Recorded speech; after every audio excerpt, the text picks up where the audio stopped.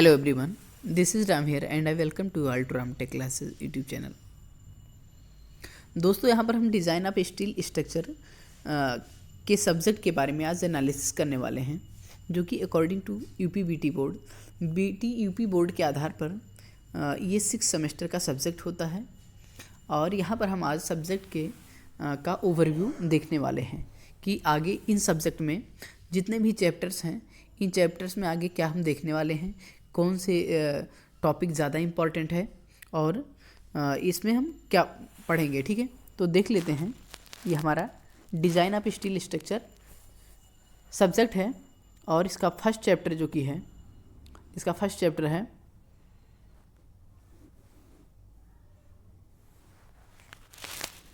Structural steel and section. ठीक है, यानी स्ट्रक्चरल स्टील होता क्या है, कितने ये जो सेक्शन है इनका क्लासिफिकेशन कैसे करते हैं। इसमें पहला टॉपिक है प्रॉपर्टीज़ ऑफ स्टील स्ट्रक्चर। ठीक है, तो स्टील के बारे में हमको पता है कि ये आयरन और कार्बन के एलॉय से या के मिक्सचर से मिलके बना होता है। यानी आयरन Fe से डिनोट करते हैं, C से कार्बन। ठीक है, कार्बन और आयरन से के एलॉय से मिलके बना होता है, कि मिक्सचर से बनके मिलके बना होता है। ठीक है, प्रॉपर्टीज़ क्या होती हैं, इनकी प्रॉपर्टीज़ में देखेंगे कि इनकी प्रॉपर्टीज़ क्या होती हैं। अगर हम बात करें कार्बन की, तो कार्बन कंटेंट जैसे जैसे स्टील में कार्बन कंटेंट की मात्रा बढ़ती रहती है, तो स्ट्रेंथ और डक्टिलिटी यानी कि मजबूती और नम्यता डक्टिलिटी, ठीक है, वो इंक्रीज होता है। बट एक लिमिट के बाद में जैसे जैसे कार्बन का कंटेंट इंक्रीज करते हैं तो क्या होता है, ब्रिटलनेस आने लगता है। यानी कि मजबूती तो बढ़ेगी, स्ट्रेंथ तो बढ़ेगी, लेकिन डक्टिलिटी नहीं बढ़ेगी। वो ब्रिटलनेस में ब्रिटलनेस बढ़ेगा, यानी कि वो टूटने का यानी भंगुरता बढ़ेगी। ठीक है, हिंदी में बोलें तो नेक्स्ट जो टॉपिक है designation and classification of steel structure as per steel section.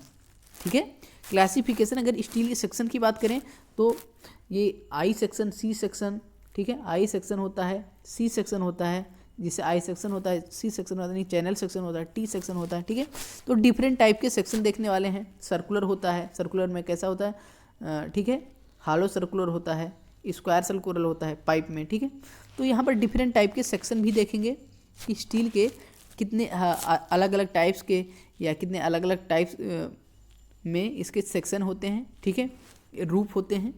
Next जो चैप्टर है हमारा यहाँ पर है रिवेटेड कनेक्शन। ठीक है, नेक्स्ट चैप्टर है रिवेटेड कनेक्शन।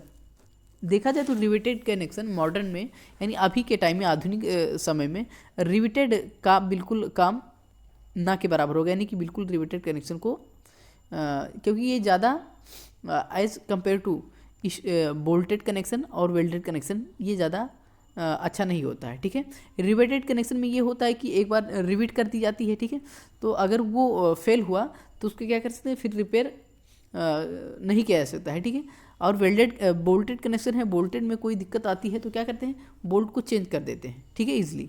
तो इसलिए क्या होता है, मॉडर्न अभी रिवेटेड कनेक्शन को बिल्कुल ना के बराबर यूज़ करने लगे हैं। ठीक है, तो इसमें क्या पढ़ने वाले हैं, टाइप्स ऑफ रिवेट, कितने प्रकार से ये यानी अभी तक रिवेटेड कनेक्शन को ही ज़्यादातर उपयोग किया जाता है, लेकिन अब यानी कि आज कल यानी मॉडर्न में अब रिवेटेड कनेक्शन को उतना वो नहीं दिया जाता है। ठीक है, वैल्यू, तो टाइप्स ऑफ रिवेटेड कनेक्शन इसमें देखेंगे, परमिसिबल स्ट्रेस देखेंगे, रिवेटेड कनेक्शन कितनी होती है, और टाइप्स ऑफ रिवेटेड जॉइंट। ठीक है, जो जॉइंट है जहाँ पर रिवेट कर रहे हैं तो कितने प्रकार के रिवेटेड जॉइंट की जा सकती है। ठीक है, स्पेसिफिकेशन एज पर IS 800। ठीक है, फेलियर ऑफ रिवेटेड यानी ये कैसे इसकी फेलियर क्या है, यानी सब में कुछ अच्छे गुण होते हैं तो उसमें कुछ उसके कुछ फ़ायदे होते हैं तो कुछ नुकसान भी होते हैं। ठीक है, तो यहाँ पर फेलियर देखा जाएगा कि रिवेटेड कनेक्शन किन चीज़ों पे फेल हो जाता है, कहाँ पर, स्ट्रेंथ और एफिशिएंसी के फार्मूलाज और उनके देखेंगे कैसे कैलकुलेट किया जाता है। ठीक है, सिंपल न्यूमेरिकल भी इसमें आ सकता है। नेक्स्ट वन है या थर्ड चैप्टर है बोल्टेड कनेक्शन। ठीक है, बोल्टेड कनेक्शन में क्या देखने वाले हैं, टाइप्स ऑफ बोल्ट, यानी बोल्ट कितने प्रकार की होती है। ठीक है, बोल्ट कितने प्रकार के होते हैं, बोल्ट कैसे होता है, ये देखा जाए तो ये बोल्ट का व्यू है। ठीक है, ये बोल्ट है, इसे कहते हैं हेड। ठीक है, इसे हेड कहते हैं, इसे कहते हैं सैंक, ठीक है, इसे कहते हैं सैंक।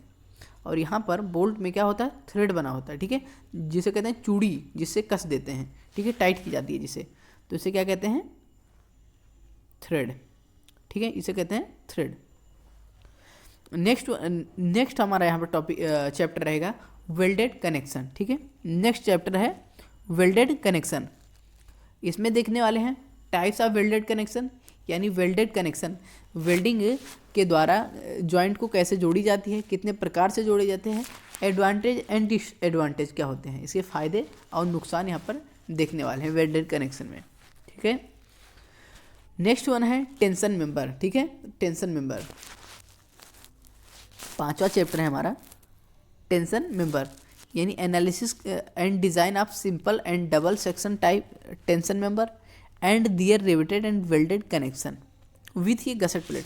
गसेट प्लेट क्या होता है, जहाँ पर कि दो मेंबर को जोड़ते हैं, ठीक है, तो हो सकता है यहाँ पर एक गसेट प्लेट द्वारा, यानी कि तीनों को जोड़ने के लिए यहाँ पर जैसे मान लेते हैं कि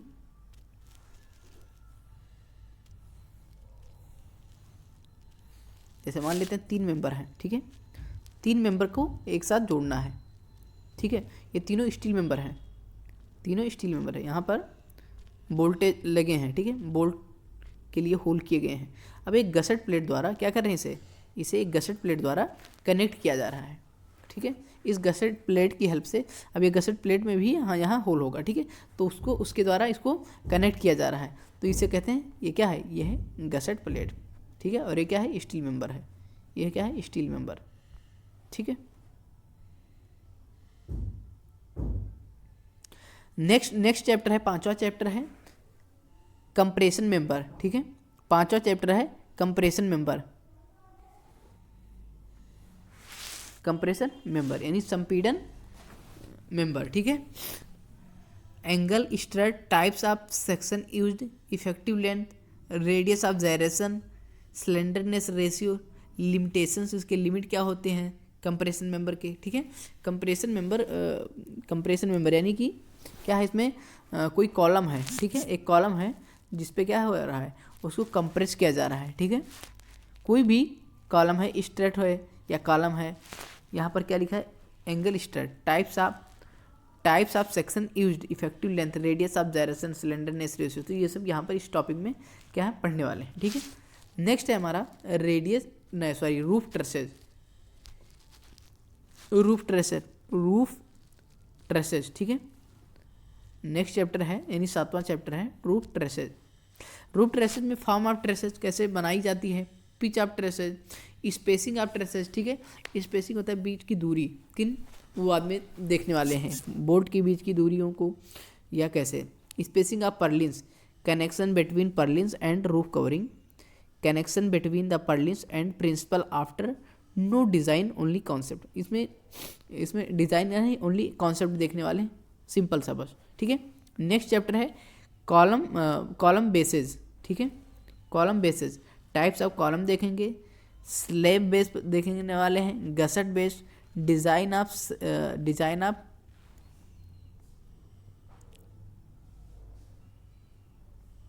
slash base and concrete block, introduction of gusset base, ठीक है, no numerical only gusset base, only concept है इसमें, ठीक है, कोई भी न्यूमेरिकल नहीं है इसमें, यानी चैप्टर 8 में, ठीक है, क्या दिया है, only no numerical, only problem based on gusset base. Next chapter है बीम, ठीक है, या आप बोल सकते हैं फ्लेक्सुरल मेंबर, जैसे वहाँ पर बोल दिए हैं टेंशन मेंबर, कंप्रेशन मेंबर बोल दिए हैं, इसको क्या बोल सकते हैं, फ्लेक्सुरल मेंबर, ठीक है, जिसे चैप्टर क्या है, 9वां चैप्टर है, ठीक है। Analysis and design of single section only supported laterally restrain steel beams, ठीक है। Introduction of plate girder, function of various elements of ये प्लेट गर्डर, ठीक है। नेक्स्ट चैप्टर है fabrication and erection of steel structure like trusses, column and girders, ठीक है। तो इनको यहाँ पर फैब्रिकेशन और इसकी इरेक्शन के बारे में देखने वाले हैं, ठीक है।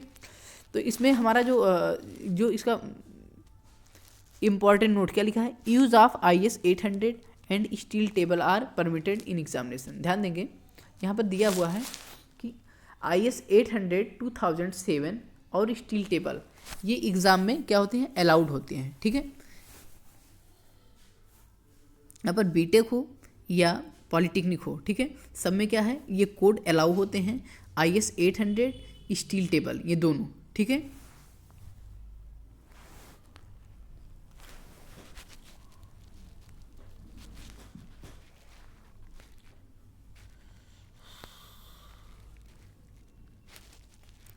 टोटल यहाँ पर 10 टॉपिक हैं। ठीक है, या 10 चैप्टर बोले हैं, और 10 चैप्टर के यहाँ पर जो कि मार्क्स अलॉटेड हैं, कितने परसेंट मार्क्स किस चैप्टर से आने वाले हैं या आते हैं। ठीक है, तो ध्यान देंगे। ठीक है, इन चीज़ों को।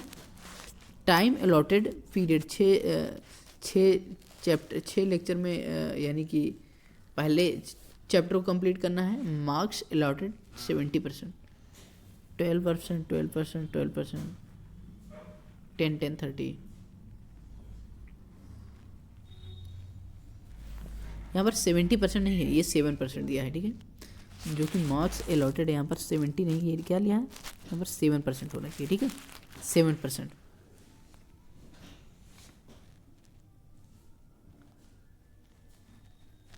ठीक है, 7% है।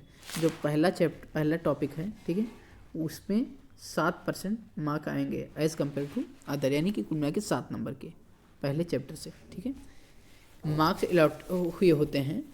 और जो कि यहाँ पर रिकमेंडेड बुक्स दिए हैं, design of structure by Duggal SK standard.